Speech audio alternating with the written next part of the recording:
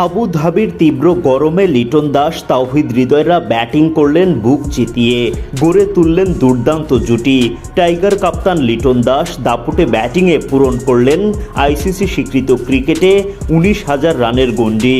মাহমুদুল্লাহ রিয়াদকে টপকে 20 ওভারি ফরম্যাটে লিটনই এখন বাংলাদেশের দ্বিতীয় সর্বোচ্চ রানের মালিক।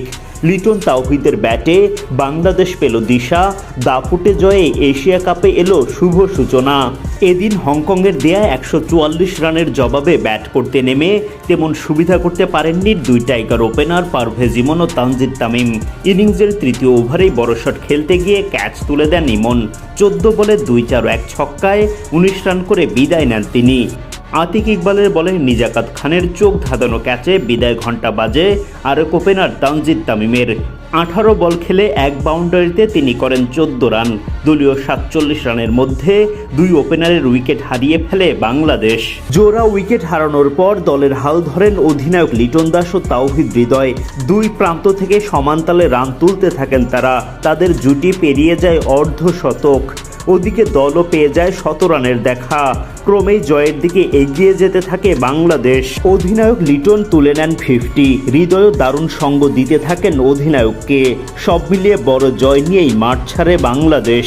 বৃহস্পতিবার এশিয়া কাপে নিজেদের প্রথম ম্যাচে হংকংয়ের বিপক্ষে মাঠে নামে বাংলাদেশ। টস জিতে আগে বোলিংয়ের সিদ্ধান্ত নেন অধিনায়ক লিটন দাস। ইনিংসের দ্বিতীয় ওভারেই হংকং দুর্গে বাংলাদেশের আঘাত। তাসকিন আহমেদের বলে ক্যাচের শিকার অংশুমান রাত, কিন্তু আম্পায়ার দেন নট আউটের সিদ্ধান্ত। তবে তাসকিন ছিলেন আত্মবিশ্বাসী, সায় দেন অধিনায়ক লিটনও। রিভিউ নিয়ে সাফল্য পায় বাংলাদেশ। মাত্র 7 রানেই প্রথম উইকেটের পতন হংকংয়ের।